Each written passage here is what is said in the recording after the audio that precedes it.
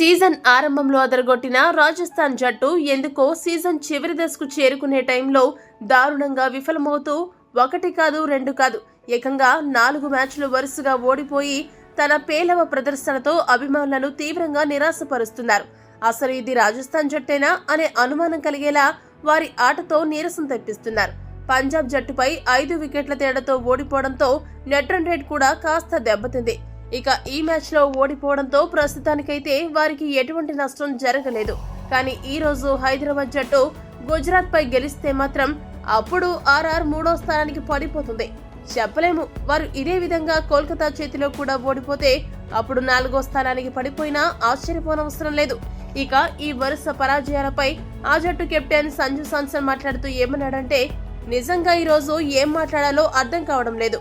వరుసగా 4 మ్యాచ్లు ఓడిపోవడం మా జట్టు వైఫల్యంగా చెప్పాలి. కీలక దశలో ఇలా ఓడిపోతూ ఉండడం ఏ జట్టుకైనా కష్టంగానే ఉంటుంది. అయితే మా జట్టులో కొంతమంది కీలక ఆటగాళ్లు అందుబాటులో లేకపోవడం అది మా విజయాలపై ప్రభావం చూపుతుంది. బట్లర్ ప్రపంచ కప్ సన్నాహకాల్లో భాగంగా జట్టుని వీడి వెళ్లాడు. హిట్మైర్ గాయంతో జట్టుకు దూరమయ్యాడు. అయితే వీటిని నేను సాకుగా చూడడం లేదు. క్రికెట్ లో ఇలాంటి ఒడిదుడుకులు సహజం. వాటిని అధిగమిస్తూ మనం ముందుకు పోవాలి. అయితే మా అదృష్టం ఏంటంటే మేము ప్లే ఆఫ్స్ కి క్వాలిఫై అయ్యాము. తదుపరి మ్యాచ్ లో తప్పకుండా కోల్కతాని ఓడిస్తాం. మా 2వ స్థానాన్ని కాపాడుకుంటాం.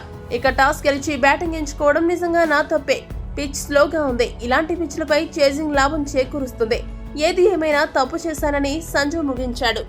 ఈ వీడియో గనక మీకు నచ్చినట్టయితే లైక్, షేర్, కామెంట్ చేయండి. మరిన్ని స్పోర్ట్స్ అప్డేట్స్ కోసం మా ఛానల్ ను సబ్స్క్రైబ్ చేసుకోండి.